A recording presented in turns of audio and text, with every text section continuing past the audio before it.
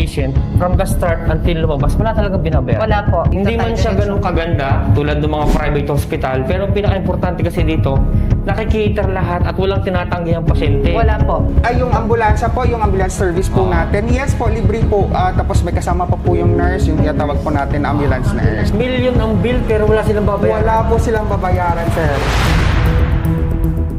Sinong mag-aakala na meron palang hospital sa South Cotabato na walang cashier at kahit gaano pa kalaki ang bill mo ay wala kang babayaran? Lahat din po, sir. Kahit 1 milyon yung bill ng pasyente, sir. Kahit 1 milyon yung bill ng pasyente, sir.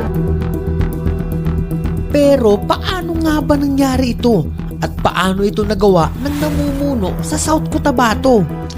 Una, nagkaroon tayo ng tinatawag na town hall meetings. So, ginagawa natin, nagkakaroon ng town hall meetings sa mga barangay, sa mga munisipyo. Noong una, nung mayor ako, doon kasi nagsimula yan.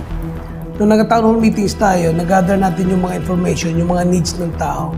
Doon lang natin nalaman na importante pala talaga sa kanila yung libreng hospitalisasyon dahil nga sa ang magiging problema nila pag hindi kasi nila napaglaanan ng pundo yung hospitalisasyon dahil from hand to mouth yung trabaho nila.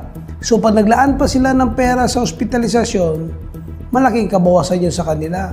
So halos yun yung mga reklamo ng tao kaya nakapag-desisyon tayo na kailangan talaga gawa ng paraan. So it's an output from a town hall meeting na ito yung kailangan namin, sabi ng taong bayan. Ito yung kailangan namin, yan yung ginagawa natin ng solusyon. Kahit nararanasan na ang libreng hospitalisasyon sa South Cotabato, ay marami pa rin ang nagtatanong, totoo kaya ito o isang kwentong barbero lamang?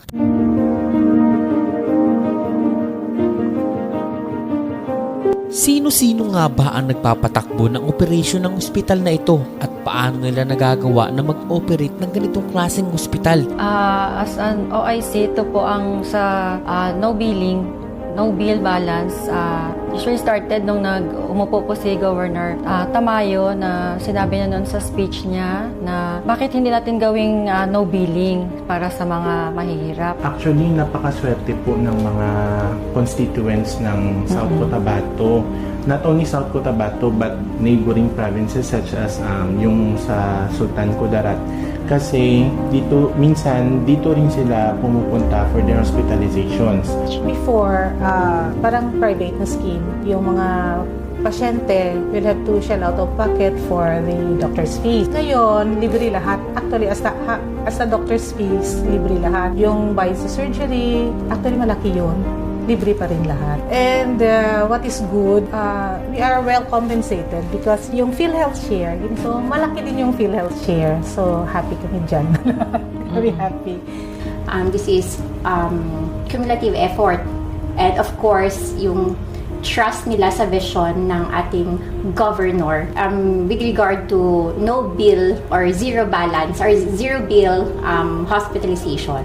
And na-mention ko din kanina na during COVID times, kahit yung ilang buwan na naka-stay ang patient sa South Cotabato Provincial Hospital, wala po talagang billing. So kahit po umabot ng 1 million, so na-amaze din po yung mga friends namin na nalaman nila na wala palang billing talaga sa South Cotabato Provincial Hospital. Kahit na yung mga vehicular accidents, usually, aside from the free hospitalization, free ang doktor nila, kahit po stainless talagang binibigay ni Governor para sa mga pasyente po. Kahit piso po, wala po kaming binabayaran dito. Marami po kaming pasyente na tinutulungan, pero kahit piso wala kaming binabayaran at libre pa po yung pag-travel ng pasyente pag umuwi. May hinahatid po ng ambulance sa Tupi or kung saan man na pupunta na mga uuwian ng pasyente. Ako po si William Panaha.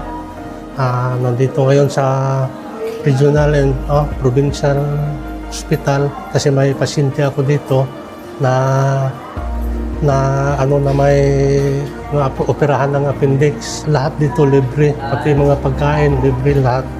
Kahit piso lang kami mabayaran.